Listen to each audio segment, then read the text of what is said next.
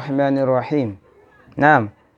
Karatu na biyu shine zaman mu na biyu a yau yawmut talat ko kuma mu ce ranar talata ma'ana shine zamu faɗi wani harji wanda yake harjin nan ko tsoho ne da dadde ne tabbas.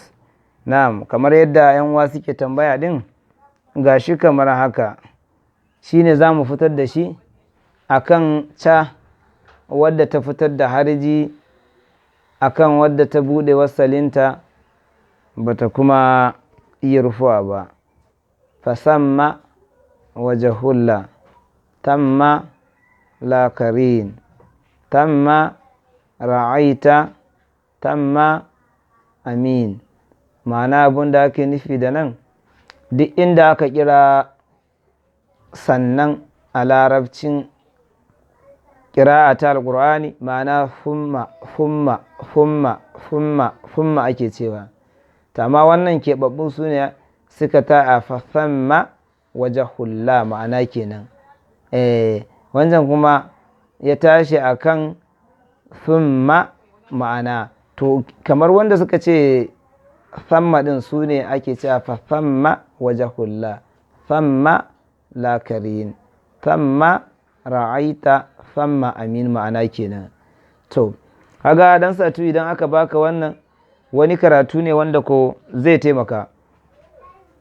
Shi alƙur'ani ko laftara aka sanar da kai daidanta a ce guda ɗaya ce ka kiyaye ta to za ta yi ma amfani. Wata ran kana iya ganin wani ya ɓata ta ka ce ya gyara ta kuma kana da hujjan kai kasancewar dole sai an gyara ta. Sai mu ɗauki kamar karatun da muke bayar da shi akan kai ma dan satu ka je ka nemo mana sama'i ko sama'a wadda ba ta da ta'alifi a cikin ƙur'ani guda ɗaya ce amma sai a fiddo mana ita ko wadda ta ce sama'i ko sama'a ko sama'u amma dai wadda babu a ɗin ba za ta ce as-sama'u ko as-sama'a ko as-sama'i ba wadda kawai ita babu ta'alifi a jikinta. Muna son dan satu kawo mana wannan kafin ranar alhamis wanda dama duk lokacin da muka koma karatu mu muna ba da wannan tambayar domin wasa kwakwalwa dan satu. Muna so dan satu ka kawo mana ba wai razaqana kum ba ba razaqa kum ba razaqa kumullahu ba. Muna so ka kawo mana gurin da haba ba ya dauke wannan karatun aka ce razaqahumullah ma'ana kenan.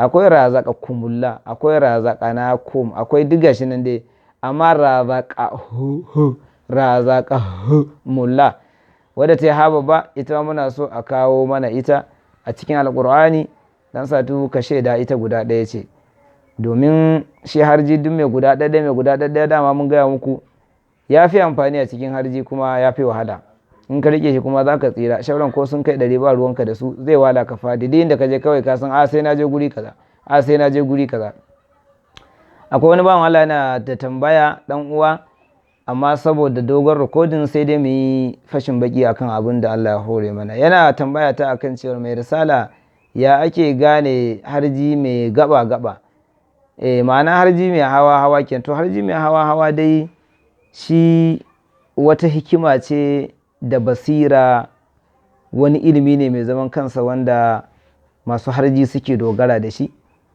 wajen ɓadda sawu domin shi harji mai gaba ɓadda sawu ne kuma sai ka isa kake yin shi.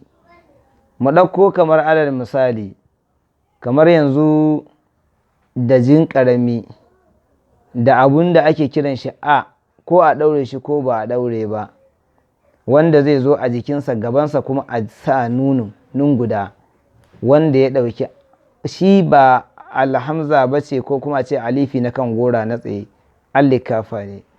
To kaga da wannan muna iya nuna ma wani kala rabbana absarna wa sami'na farji'na na'mal salihan wala irji'tu ila rabbiya innali indahu lal husni. To idan gaba zaka dauka sai ka ce lal haqu lal hude hailau idan ka so ka ƙara tafiya da mai gaba kana so ka nuna mar inda suka ƙare lal hude din nan sai ka ce wa inna lana lalakirata ita ma yaddin ta ƙara nan sai ka koma ba ita ma yaddin din ka dauko ta. Shi yasa nace zan yi a takaice domin in nace zan dauko yaddin din har jin zai yi nisa. To sai ka tafi kuma hailau kuma raja'na ilal madinati, wannan su kaɗai suka yi allikafa guda ukun nan. Duk inda ka ji ina ka, ji ina bika, ji ina bikun, ji ina kun, duk alif ne wanda ake tsayar da shi akan gora ma'ana kenan. To da haka dan satu sai a kiyaye, kamar da yadda dai muke ta bayani har kullum, shi dai harji dai wanda ka zo ka ajiye allo ka fi amfana da shi, amma shi ma wannan aka bar kana kiyayewa. Amma inda akan allo ne ka ajiye yanzu ma darasu, to zan fi kawo maka sassala ta karatu da gaba-gaba ta karatu, kuma za ka fi ganewa. Wassalam. Allah hada mu karatu na gaba.